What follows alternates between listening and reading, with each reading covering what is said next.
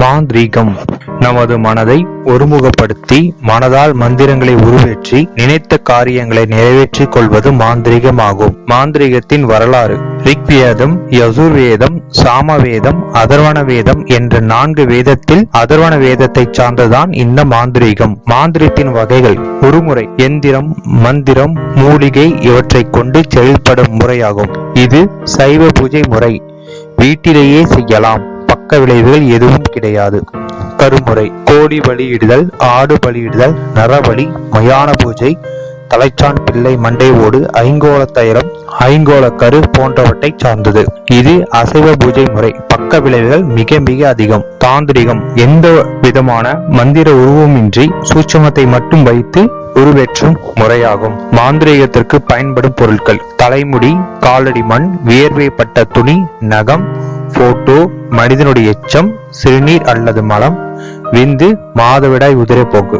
உரு கொடுத்தல், எந்திரம் வரைதல், உயிர் கொடுத்தல், மந்திரம் ஜெபித்தல். செப்பு தகடுக்கு 5 வருடம் உயிர், வெள்ளி தகடுக்கு 15 வருடம் உயிர், தங்க தகடுக்கு 75 வருடம் உயிர். ஒரு மண்டலம் என்பது 48 நாட்கள், அதாவது 9 நவகிரகங்கள், 12 ராசிகள், 27 நட்சத்திரங்கள், இவை அனைத்தும் சேர்ந்தது ஒரு மண்டலமாகும், அதாவது 48 நாள். எந்திரம் எழுதும் போது கவனிக்க வேண்டியவை மற்றும் பூஜைக்கான விதிமுறைகள்: எந்திரம் எழுதும் முன்னர் தகட்டை பரிசோதித்துக் கொள்ளவும். ஓட்டை, கீறல், விரிசல், கசங்கள் இருக்கக்கூடாது. எந்திரம் வரையும் முன்னரே தேவையான அளவு வெட்டி கொள்ள வேண்டும். வரைந்த பின் வெட்டக்கூடாது. எந்திரம் எழுதும் போது அதற்குரிய திசையை நோக்கி உட்கார்ந்து கொண்டு எழுத வேண்டும். எந்திரம் வரையும் போது அதற்குரிய மூல மந்திரத்தை ஜெபித்தவாறு எழுதினால் மிகுந்த பலன் அளிக்கும். எந்திரங்களை மொத்தமாக எழுதி வைத்துக் கொண்டு பின்பு தேவையான போது எடுத்து பூஜை செய்து கொடுக்கலாம். மாம்பலகை 2 எடுத்து வைத்துக் கொண்டு அதை நாம் பூஜை செய்யும் போது எந்திரத்துக்கு ஒன்றும் நாம் அமர்வதற்கு ஒன்றும் பயன்படுத்திக் கொள்ளலாம். எந்திரங்கள் எழுதும் போதும் மந்திரங்கள் ஜெபிக்கும் போதும்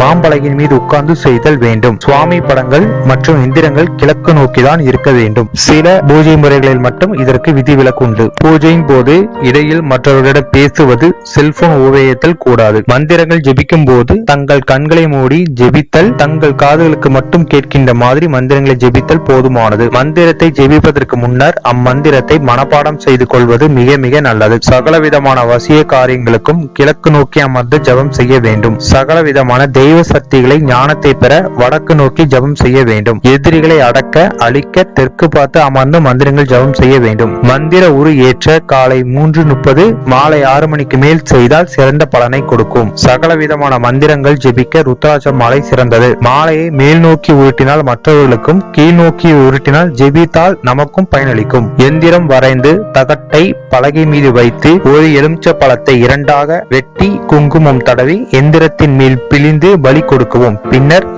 தண்ணீரில் கழுவி பால், பன்னீர், மஞ்சள் தண்ணீர், இளநீர் கொண்டு எந்திரத்திற்கு அபிஷேக பூஜை செய்யவும். இவை அனைத்துமே மாந்திரீகத்துக்கு பொது விதிகளாகும். மாந்திரீக எந்த ஒரு பூஜை செய்வதனாலும் மேற்சொன்ன அனைத்து விஷயங்களும் பொதுவான பலன்களை கொடுக்கும். அவை தெரிந்து வைத்த பின்னரே மாந்திரீக வேலையில் இறங்கவும். நன்றி.